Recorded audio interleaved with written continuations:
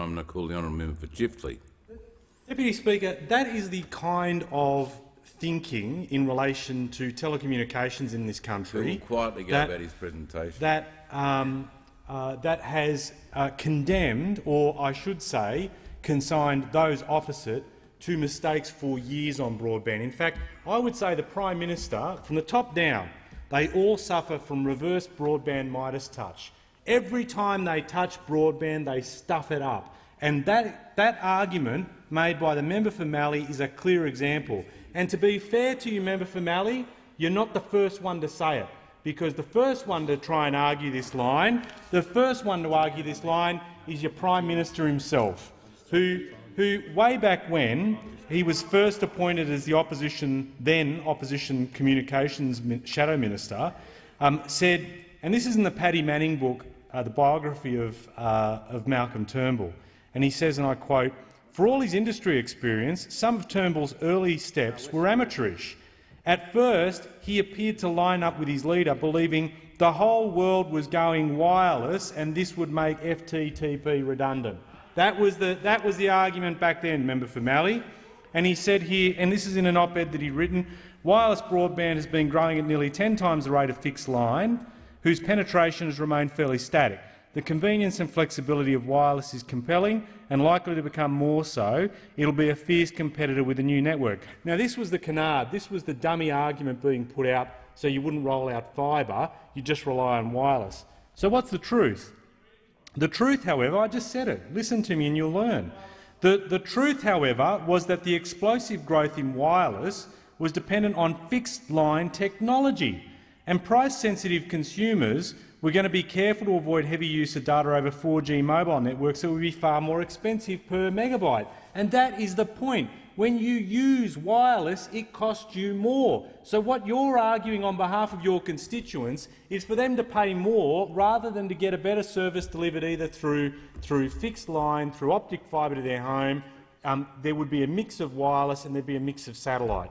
So that was argument number one. And by the way, the Nationals in this debate, I mean, when I think of the fact that this legislation will break down the notion that you would have uniform pricing and that you as a National Party member could come into this place and not bat an eyelid to the fact it will break it down to make it more expensive in the regions and the cities, when I think of the fact that you're sitting on the sideline not saying a single word about that, I'm reminded of that saying, "Thank God for the starch in your shirts because your spines aren't holding you up." Because you are not defending your constituency whatsoever. When you fail to speak in this debate and point out the fact to your own constituents that you are letting them down, that you are being a sellout and that you are being the best doormat that the Liberal Party could have in letting them get away with this, it is astounding. And then you come up here with an argument saying, "Oh, we should just go wireless. Wireless would be way better." What you need in your regions is better broadband. Wireless will fix some of it for those areas that are hard to fibre up, but your main aim should be, like what we were saying when we were in government, 93% fibre to the premises, because everything else is a sad joke and you are going to have to play catch-up at some point. And that wasn't the first mistake that Malcolm Turnbull made. The other mistake that he made, and again I say this for the benefit of our great friends in the National Party, because they use this argument as well, the other mistake that he made was that he tried to criticise the need for the 2 satellites that we had commissioned when we were in government. Planned to launch in 2015, delivering fast broadband to about 200,000 homes in the most remote communities, member for Mallee. Now, he tried to bag us out for that and then realised that because of the huge demand out in the regions, that this was actually a good idea. Then tried to argue that we had not planned for properly with this satellite service because it was oversubscribed, and there was a reason why it was oversubscribed. When people in the regions, and I know this from talking with people in the regions, when they heard the speeds that they could get for download and upload compared to what they were getting, they were flocking to use that. They were flocking to use it. They were flocking to use a satellite service that had been bagged out by the coalition. How in their minds they could bag out a satellite service that would deliver better better broadband for their constituents is astounding, but it doesn't surprise me when the Nationals fail to come in here and stand up for the regions on broadband, and they're fixated. Their big fixation in this debate is mobile phone towers, and that's the extent of telecommunications reform and improvement in infrastructure from the Nationals' perspective. No wonder the Liberals walk all over you when you don't have the intellectual grunt to be able to step up, put the argument forward for your regions, and it's Labor that's arguing for the regions, not only to get the access to the infrastructure, but to make sure that the wholesale price is uniform and that you are not penalised by virtue of the fact you live in the regions. When you use the word and I take on board your point, Deputy Speaker. You are referring to me, and I don't like to be walked over. I would not even imagine to try and do that to your good self. And I have huge respect for the Deputy Speaker, but I have even greater respect for the people that he and some of the regional members represent in this place, and I frankly think that more needs to be done for the regions to improve telecommunications availability, in particular broadband. So, as I said, there were some fundamental errors right at the get-go from the way in which the now Prime Minister, then Shadow Communications Minister, approached this. He also tried to talk it down, saying it was just going to be a video delivery service, mimicking the former Prime Minister and member for Wirringa, not realising that most projections for data growth across the planet were showing that data would grow at a phenomenal rate and you needed a network to be able to actually manage that data growth. And here we were, having a coalition arguing the best contribution they could make was to dumb down the network and dumb down the argument about supporting a better network, trying to weave it into all their usual attack, all the usual spin, and public policy as a result of this has suffered, and importantly, not only Labor constituents have suffered, but importantly coalition ones, particularly in the regions, have suffered as a result as well. Because remember, there was a point at which the coalition said, we will make sure that we look after the worst affected and we'll prioritise them in the rollout. Well, like every other promise that's been made in this debate by the coalition, that went by the wayside as well. So did the promise that by the end of this year, 2016, everyone will get access to at least 25 megabits per second download, and that would be 50 megabits off the top of my head by 2019. That went as well. The other thing too, which is noteworthy, is that the former CEO, who had been hounded by the Prime Minister, whose reputation had been completely trashed by the Prime Minister when he was the Shadow Communications Minister, an outrageous bullying of the then CEO. Now that CEO has taken the time to actually analyse where we're at, because what has appeared to have occurred is that there has been a $15 billion blowout in the total cost of the NBN project since the coalition's come to government. And what has happened is there's been a review of how that could possibly be the case, and the paper that was put forward by Mike Quigley analyses the difference in the cost of the various parts of the NBN between the 2013 strategic review and the 2016 corporate plan. And it finds in round figures that the cost of rolling fibre to existing premises fell from $14 billion to $11 billion. The cost of rolling fibre to new premises fell from $3 billion to $2 billion, and the combined cost of the fixed wireless and satellite components of the rollout fell $6 billion to $4 billion. So it's not on those bases, on the existing configuration of the network that Labor had commenced and was carried over by the coalition, those costs fell. The cost of the transit network, the backbone of the NBN, virtually unchanged, $1.5 billion, only up by $100 million, and it leaves the HFC and fibre to the node networks as the only possible cause of the blowout. And Mike Quigley writes, HFC and fibre to the node are the real culprits of the $15 billion increase, not previous management, not inadequate financial systems, not hidden costs in the FTTP rollout.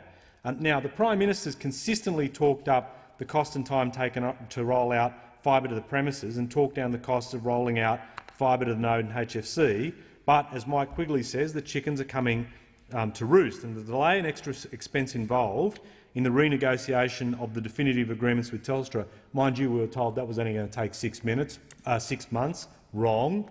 That took way longer. The cost to roll out HFC and fibre to the node in the timescales that the coalition promised, grossly underestimated, and that's largely why we're seeing a $15 billion increase. So on every measure, on all the key measures, the coalition has got it wrong. As I said, they've got this reverse Midas touch when it comes to broadband. Every time they touch it, they stuff it up. So let's go. Second-rate NBN will cost $41 billion. That's what the strategic review said. Reality after 2 years, the second-rate NBN cost $56 billion, up $15 billion. Strategic review said fibre to the node would cost per home $600. 2 years later, fibre to the node cost per home $1,600, up $1,000 per home, or nearly 200%. The strategic review reckoned that it would take $55 million to fix up copper. The reality is $641 million, up nearly $600 million, over 1,000%. The claim in the strategic review that 2.6 million homes would be connected to NBN pay TV by December 2016, wrong again, because only between 10,000 and 875,000 homes will be connected by December this year. That's down 1.7 million to 2.6 million homes, roughly 66% to 100% lower. Revenue. They reckon that they were going to rake in $2.5 billion revenue in 2016-17, and it's only it's been estimated 2 years on, $1.1 billion revenue in 2016-17, down $1.4 billion. IT capex, it was estimated would be a shade under $2 billion. It's over $2.5 billion, so it's increased as well. All the measures wrong continuously on what they're doing. And as the Shadow Communications Minister said, in any other circumstance where you had performed so poorly, you would expect a demotion, but the Communications Minister, after stuffing up the NBN, after exhibiting his reverse Midas touch on broadband, doesn't get demoted, he gets promoted to the top job of the land. And you see all the ways in which he's affected the NBN rollout, and he's cheered on, as I said before, by the National Party, who go on and just swallow this line that they're doing well when on every single measure they're not, and this bill makes it even worse.